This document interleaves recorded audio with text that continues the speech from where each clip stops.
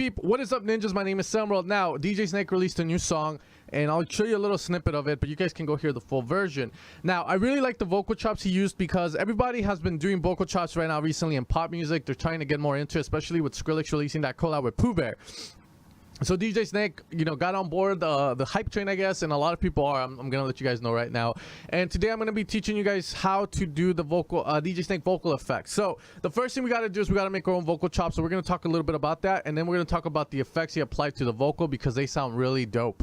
And I wanted to make a video on this. So here I have a vocal chop a vocal loop in front of me. Now, the first tip I'm gonna give you guys straight off the bat is that you want to pick a section of the vocal that you really like, usually the chorus part, and you want to just focus on that part instead of focusing on the whole vocal to make your vocal chop. Because if you focus on the whole vocal, where you have a lot more choices to work with, and as you guys know, when your girlfriend asks you to go out and eat and you can't decide what to eat because there's so many choices, same thing here. You have to narrow it down to a couple of little things. So I think the chorus of this vocal we have is here. I can't forget you, I can hardly breathe. So pick one. I'm gonna go with this section here. I'll Control J that to consolidate it, and now we're gonna have our vocal there. So now what I'm gonna be doing, guys, is starting off this vocal chop. I'm gonna make just a very simple 4-bar one, I believe, or yeah, gonna be a 4-bar one, hopefully. And what we're gonna do is pick a starting point. Now usually the starting point I find works really well is the starting point of your vocal phrase of the verse or of the chorus, which is here. No, I can't So let's move this. No, I can't So we can start here. No, I think that works well. And then what we're gonna do is just grab this here and put this right here. So that's gonna be our starting point. You can choose to make it as long as you want, and also keep in mind the rhythm. Okay, so let's maybe a little bit longer there, and then we're gonna pick another one. So let's go and find here. I can't. Let's try here. Can't. This is a nice note here, and we can add it around here in the center, or you can choose to do a beat like this.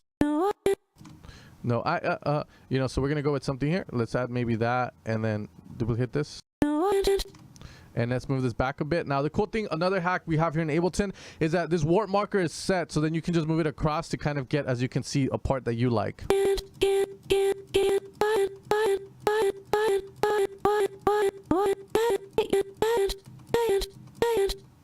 So let's try and get a little. Let's go maybe. Yeah, something like that, and let's pick something else. There we go. And then, you know, follow a rhythm. I'm gonna go maybe this, slow it down here, and then we can follow it up with maybe something here and see if that's gonna help there.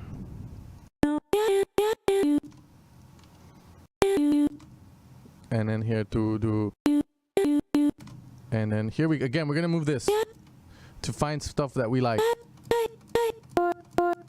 Oh, that sounds. And then maybe this, and then double it maybe here, and that'll be.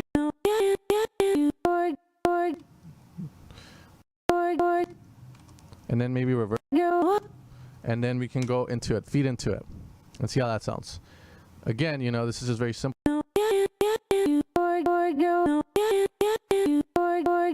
Okay, so there we go. We'll go with that, but this is how we would approach that. There are a couple tips I can give you guys, though, is that once you have this, you can, you know, transpose this down. Let's say you want to be high or something, 12 semitone up. You can if you want to. You know, Complex Pro here gives you a little bit better, so it will sound like.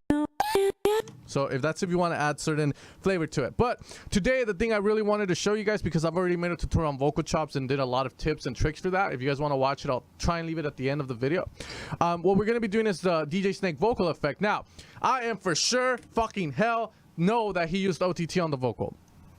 The reason for this is because OTT is really over the top compression. You have upwards expansion, downwards expansion, and all that shit going on. So it's really going to make your vocal just fit nicely in the center of the mix, as well as, you know, very tight. And that's what he used for sure on his vocal.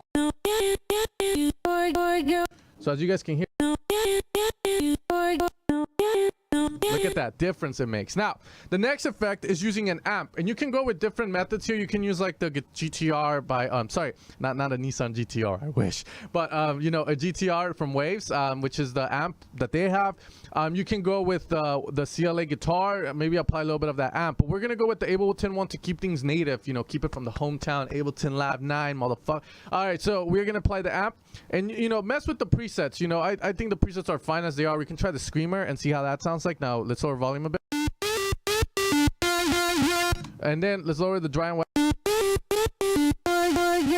You can see it's going to give it that nice raspiness that the DJ Snake vocal has. So find one that you really like, because in the end of the day, you're supposed to make this your own. I know this is a tutorial on how to sound like DJ Snake's vocal, but try and make it your own. That's the biggest thing I can give you guys, okay? And I hope you guys can see the OTT, and yes, you can. All right, cool. So as you guys can see there, the last thing we do add is an EQ, and you know, the way DJ Snake has it here is very simple. He's cutting almost the high.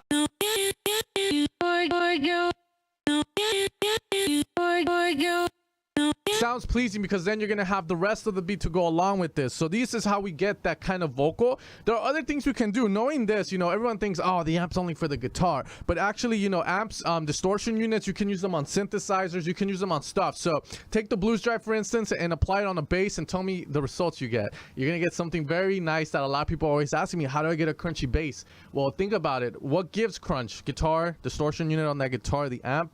Why don't you put your bass through an amp? So again, guys, be creative. You know, just because something is meant for a guitar doesn't mean that you're only like limited to that. You can switch it around to get really cool techniques out of it. But you know, knowing this, you can also apply a phaser and you know, get crazy with it. As you guys know that take my sound design courses, we can apply a phaser with a very low frequency, or a low rate that's gonna give it, you know, let's take off the Blues Drive and the EQ,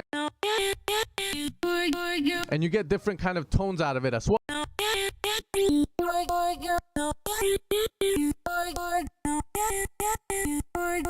And then there you would just EQ the shit out of it to get that high frequency.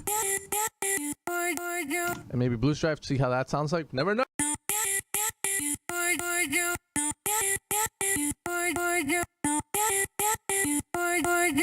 So I hope you guys have fun with the techniques we talked about today. If you guys liked it, make sure to leave a like, leave a comment below on tutorial suggestions. I just heard this song and I wanted to make a quick tutorial on it for you guys, and I hope that you guys enjoy this. Keep making music. If you guys want to support me, I have a Patreon, and I also have evilsounds.com, where you guys can buy some sounds if you guys feel like they're gonna help you out. All right, take care, you guys, and have a nice day.